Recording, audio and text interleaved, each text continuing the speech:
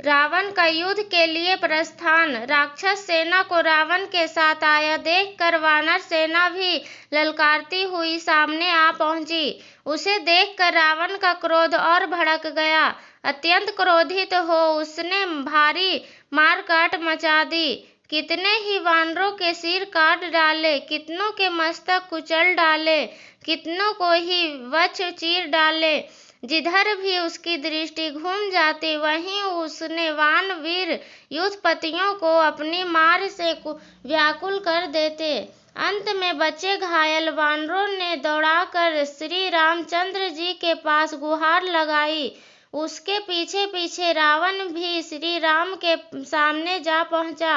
वानर सेना की दुस्साहस देखकर सुग्रीव ने सेना को संयत रखने का भार वीर सुसेन पर सौंपा और स्वयं एक विशाल वृक्ष उखाड़कर शत्रु पर आक्रमण करने के लिए दौड़ा। उनके युद्धपति भी बड़े बड़े वृक्ष और पत्थर लेकर उसके पीछे पीछे चले। उनकी मार से राक्षस सेना धराशायी होने लगी।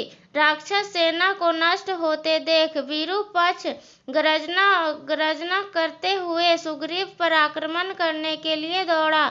सुग्रीव ने एक बड़ा वृक्ष उस पर दे मारा, जिससे विरूपाक्ष पर हाथी वहीं मरकर ढेर हो गया। हाथी की पीठ से कूदकर हाथ में तलवार ले विरूपाक्ष सुग्रीव पर झपटा।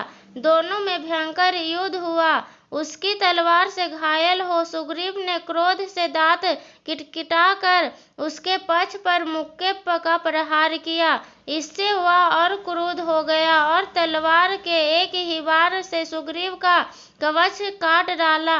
तब अत्यंत कुपित हो सुग्रीव ने उस पर लगातार उसके प्रहार किए। उसके शरीर से रक्त बहने लगा, एक आंख फूट गई। अंत में उसने वहीं दम तोड़ दिया। विरूपाक्ष के वध से कुपित महोदर ने वानर सेना में भयंकर संहार आरंभ कर दिया। जब घायल होकर वानर इधर उधर भागने लगे तो सुग्रीव ने एक बड़ी शिला उस पर दे मारी, जिससे महोदर ने अपने बाणों के बीच में ही काट डाला। फिर सुग्रीव ने एक साल वृक्ष से उस पर आक्रमण किया, किंतु उसने उसे भी काट डाला। जब सुग्रीव ने मारने के लिए परिध उठाया और महोदर ने गदा के आक्रमण करना आरंभ कर दिया। युद्ध में जब परिध और गदा दोनों टूट गए तो वो दोनों एक दूसरे पर मुक्के से वार करने लगे। दोनों में से कोई भी हार मानने को तैयार नहीं था। तभी सुग्रीव और महोदर ने वहां पड़ी तलवारों को उठा लिया।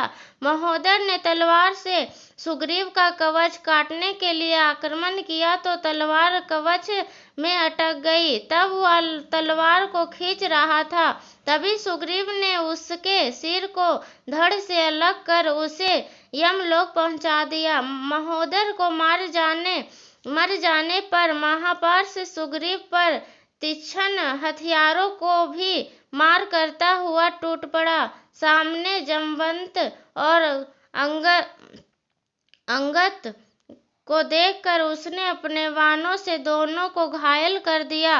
इससे अंगद ने नेत्र क्रोध से लाल हो गए। उसने एक परिध को उसकी ओर इतने वेग में फेंका कि उसने हाथ से धनुष और शिरस्त्र टूटकर दूर गिर गए। इससे क्रोधित होकर महापर्ष ने एक तीक्ष्ण परशु अंगद पर फेंका, किंतु अंगद ने उनका वार बचाकर पूरी शक्ति से राक्षस से सीने पर घुसा मारा। वज्र में समान घूसा पड़ते ही उनका हृदय फट गया और वहीं मरकर धराशायी हो गया। इधर जब रावण ने अपने तीनों पराक्रमी वीरों की मृत्यु का समाचार सुना तो उसने अपने तापस नामक अस्त्र से वानरों को भस्म करना आरंभ कर दिया। रावण को विशाल वानर सेना का संहार करते देखा। राम और लक्ष्मण अपने अपने धनुष बाणों को लेकर युद्ध मारने के लिए तैयार हुए। सबसे पहले लक्ष्मण ने अपने बाणों से रावण पर आक्रमण किया। रावण लक्ष्मण के बाणों को काटते हुए श्री राम के सामने जा पहुंचा और वह पर बाणों के वर्षा करने लगा। राम ने भी इसका उचित उत्तर दिया और दोनों ओर से भयंकर युद्ध होने लगा।